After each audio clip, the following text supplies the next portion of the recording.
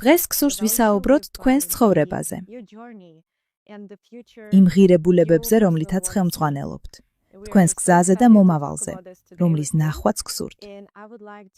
ჩვენ ძალიან დაინტერესებულები ვართ ამ საკითხის განხილვით და მინდა კითხვით დავიწყო. ზოგადად ყველა მიცის, რომ მსახიობის კარიერა 3 წლის ასაკში დაიწყეთ, არა? ხოლო 17 წლის ასაკში კი, ასე ვთქვათ, პენსიაზე გახვედით. შემდეგ კი ძალიან თამამი ნაბიჯი გადადგით. განაცხადეთ, რომ შემოქმედი გინდოდათ გამხდარიყავით. აი კითხვა. რას ნიშნავს თქვენთვის დღეს იყოთ შემოქმედი? და როდესაც ახალ პროექტს იწყებთ, რა გაძლევთ мотивაციას? Last question first. Everything I do has კარგი, ბოლო კითხვით დავიწყებ. ყველაფერს, რასაც ვაკეთებ, აქვს აზრი, მიზანი და განზრახვა.